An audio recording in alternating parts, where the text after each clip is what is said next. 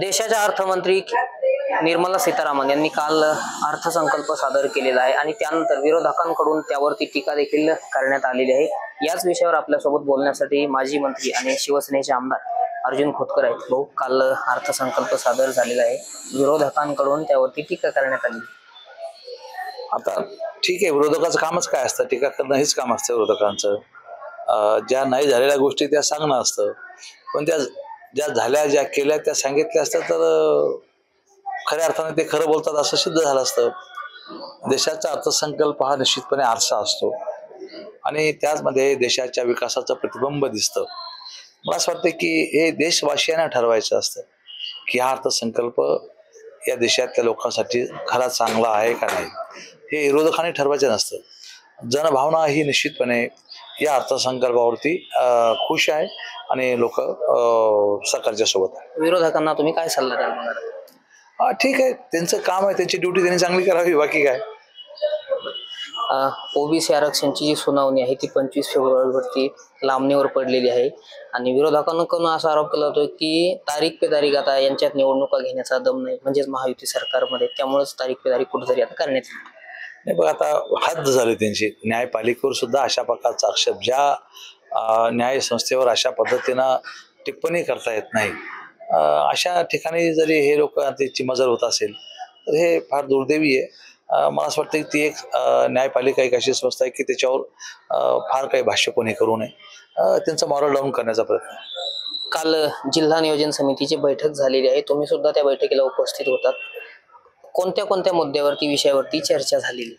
नाही, कालची बैठक फक्त नियोजनाची होती, बाकी इतर विषयावर मग मागचे जे विषय त्या मागच्या विषयावरती सविस्तर चर्चा झालेली।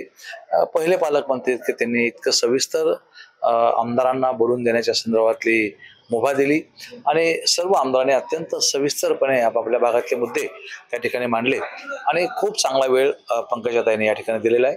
त्यामुळे कालची बैठक अत्यंत सुंदर आणि निर्णायक ठरणार। विकासाच्या दृष्टीने आता मोठी पावलं उचलली जाणार? हो, आता आमचा बघा, आमचा 390 कोटी रुपयाचा आमचा हा एकंदर प्लॅन, वार्षिक प्लॅन आहे। आम्ही 600 कोटी रुपयाचा हा प्लॅन केलेला आहे, वाढीव मागणी केलेली आहे। मग त्या संदर्भामध्ये माननीय ताई साहेब हे अजितदादाशी बोलतील, मुख्यमंत्र्यांशी बोलतील, एकनाथ शिंदे साहेबांशी बोलतील आणि 600 कोटी रुपये आम्हाला ताईच्या नेतृत्वामध्ये जिल्ह्याला विकासाला मिळावेत, ही अत्यंत रास्त भावना आमची आणि मला असं वाटतं की निश्चितपणे ते मिळतील। आगामी महापालिका निवडणुकीच्या पार्श्वभूमीवरती महाविकास आघाडीला जालना जिल्ह्यामध्ये धक्का बसलेला आहे, अजून काही धक्के येण्याची शक्यता आहे आणि अजून काही पदाधिकारी आहेत ते महायुतीमध्ये येणार असल्याचं बोललं जात आहे। हो, अर्थात आता बघा, 8 लोक अत्यंत महत्वाची माणसं आमच्याकडे या ठिकाणी आलेली आहेत। त्याच्याहून महानगरपालिकेमध्ये लोकांचा कल आणि नेत्यांचा कल या ठिकाणी कळून येतो।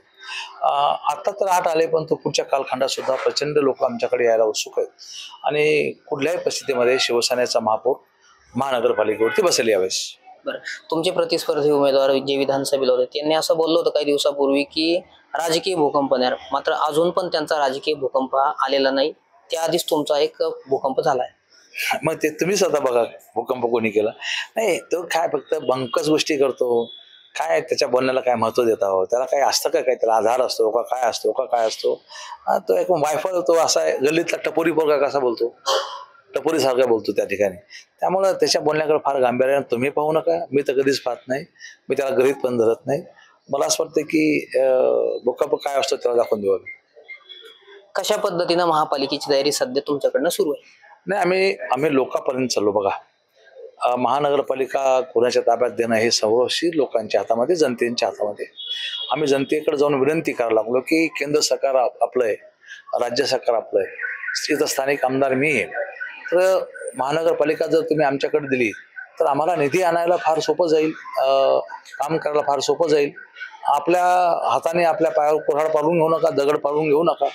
महानगरपालिका एकदा आमच्या हातात द्या, आम्ही नालायक ठरलो तर आम्हाला 5 वर्षांनी हाकलून द्या।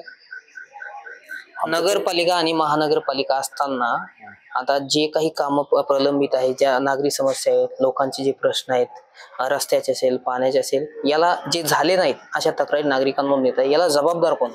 100% 10 वर्षापेक्षा अधिकचा कालावधी हा काँग्रेस पक्षाकडे महानगरपालिका आहे। आम्ही जायकवाडीहून थेट आणलेलं पाणी सुद्धा यांना वितरित करता आलं नाही. काय गप्पा करतात ते? आम्ही आणलेलं पाणी वितरित केलं नाही, करू शकले नाहीत. आम्ही आता निवडून आल्यानंतर आम्ही काम हातात घेतलं. मी संकल्प केला की कुठल्या परिस्थितीमध्ये रोज 1 दिवसाआड तरी पाणी लोकांना दिलं पाहिजे. महिनाभर पाणी नाही, तेवढा विलंब लागणार नाही, अजून 6 महिने थांबा. या 6 महिन्यामध्ये माननीय एकनाथ शिंदे साहेबांनी मी स्वतः लक्ष घातलेलं आहे आणि 6 महिन्यामध्ये जालनेकराला शब्द दिलेला आहे की 1 दिवसाआड तरी कमीत कमी पाणी लोकांना मिळेल. आम्ही रोज देण्याचा प्रयत्न करणार आहोत, पण 1 दिवसाआड पाणी तरी लोकांना मिळेल अशा प्रकारचा संकल्प आमचा या ठिकाणी. हा फक्त आमच्या योजना चोरतो आणि लोकांना सांगतो. आम्ही सोलर प्लॅनचं बोललो, याला माहीत पडलं, घोषणा करून टाकली येड्याने की 100 कोटी भेटले. अरे कुठे भेटले येड्या? अजून ते मान्य झालं नाही. मी स्वतः प्रयत्न करतो. म्हणजे अशा गोष्टी करून योजनेला खीळ घालणं आहे. मग आमच्या प्रयत्नाला या ठिकाणी खीळ घालणं आहे. आम्ही आमचं रक्त आठवतो. 100 कोटीची योजना आम्ही मंजूर करायला टाकली. मधल्या काळात ती बारगळी होती, पण तो अजून आम्ही त्याला ताकद लावून ती मंजूर करून घ्यायचा प्रयत्न करत आहोत. मला वाटतं की मंजूर होईल 100 कोटीची. तर नक्कीच हे होते आमदार अर्जुन खोतकर. आगामी काळात महापालिकेवरती शिवसेनेचा झेंडा फडकेल आणि यापेक्षाही अधिक धक्के आता विरोधकांना बसतील असा सुद्धा विश्वास त्यांनी या ठिकाणी व्यक्त केलेला आहे. रामनाथ ढाकणे, TV9 मराठी, जालना.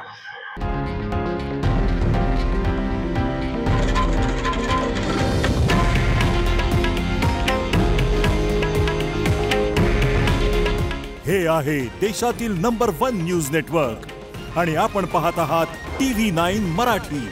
काळजी तुमची, हित महाराष्ट्राचं.